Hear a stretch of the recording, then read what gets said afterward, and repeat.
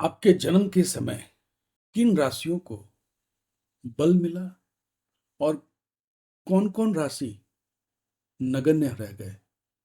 इसको जानने के लिए काल बल को सीखना बहुत ज़रूरी है। और अगर आपने काल बल को समझ लिया, तो आपको ये पता चल जाएगा कि जिस समय आपका जन्म हुआ, उस समय के दौरान या उस समय आपकी कौन-कौन सी राशियाँ आपके कुंडली में काल बल लेके बैठी है और कौन-कौन सी राशियाँ आपकी कुंडली में बिना काल बल के। तो इसको समझने के लिए हमको काल बल को ढंग से समझना पड़ेगा। आसान कंसेप्ट है, केवल आपके धैर्य की ज़रूरत है। अगर आप धैर्य से इस वीडियो को देख लेंगे, तो आपको ये पता चल जाएगा कि आपके कुंडली में कौन-कौन सी राशियाँ काल बल के साथ हैं और कौन-कौन सी राशियाँ काल बल के बिना हैं। तो चलिए शुरू करते हैं। देखिए, पिछले क्लास में हमने षडबल को समझा था। षड मतलब होता है 6 और बल मतलब होता है बल। षड बल मतलब 6 बलों का योग षडबल हो। तो 6 बल कौन-कौन से हैं? स्थान बल, दिग्बल, काल बल, चेष्टा बल, नैसर्गिक बल और दृक बल। तो जब हमने षडबल को डिस्कस किया, उस समय हमने सभी बलों को ढंग से समझाया है। आप उस वीडियो को देखेंगे तो आपको और क्लैरिटी आएगा। आज हम लोग काल बल को समझेंगे। काल बल जो है, इसमें राशियों को पराशर मुनि ने 3 तरह के राशियों में डिवाइड कर दिया। पृष्ठोदय राशियां, शीर्षोदय राशियां और उभयोदय राशियां। क्या मतलब हुआ कि पृष्ठोदय राशियां जो हैं वो रात्रि में बली होती है और शीर्षोदय राशियां जो हैं वो दिन में बली होती है और उभयोदय राशि संध्या के समय में बल रहता है। तो कितना बल रहता है? तो पराशर ऋषि ने कहा है कि एक चरण का बल राशियों को देना है। तो क्या कंसेप्ट है? कंसेप्ट ये है, तो पराशर ऋषि ने राशियों को 3 कैटेगरी में डिवाइड कर दिया। पृष्ठोदय राशियों में कुछ राशियों को डिवाइड किया। पृष्ठोदय राशियां रात्रि में बली होती, शीर्षोदय राशियां दिन में बली होती और उभयोदय राशियां जो हैं वो संध्या में बली होती। तो किसी का जन्म अगर रात में होता है, तो पृष्ठोदय की सभी राशियों को 15 षष्टियांश बल मिलेगा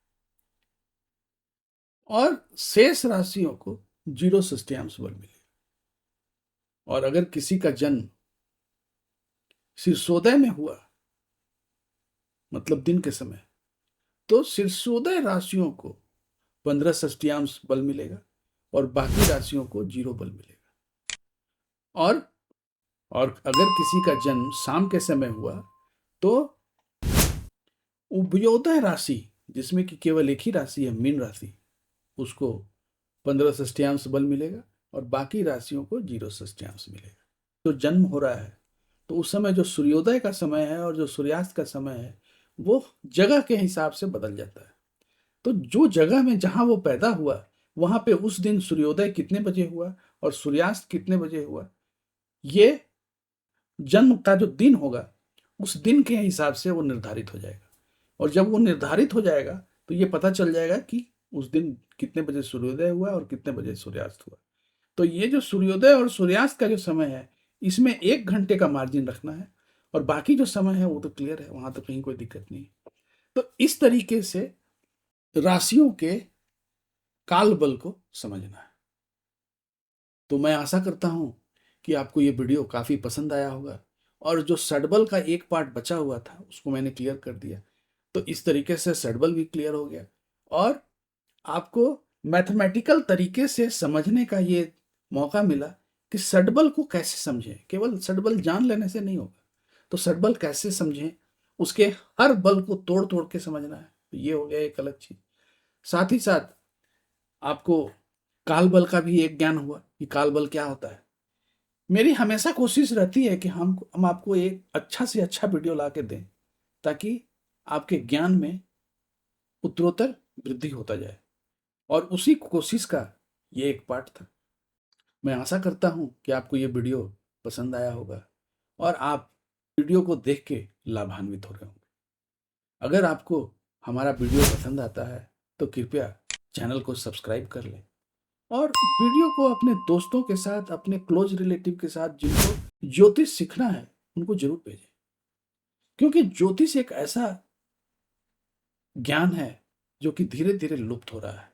लोग समझते हैं कि ये बहुत तुच्छ ज्ञान है, बेवकूफ बनाया जाता है, लेकिन ऐसा नहीं है। अगर आप ढंग से समझेंगे तभी आपको पता चलेगा कि ये कितना क्लिष्ट है, कितना डिफिकल्ट है और कितना मैथमेटिकल है। लेकिन अगर केवल बकरी मार्गी इतना ही तक अगर अपने आप को रखेंगे तो आप ढंग से इस सब्जेक्ट को नहीं समझ पाएंगे। तो आज के लिए बस इतना ही। चैनल को सब्सक्राइब करें, लाइक करें, कमेंट करें। कोई पोर्शन अगर समझ नहीं आता है तो कमेंट भी करें। आज के लिए बस इतना ही।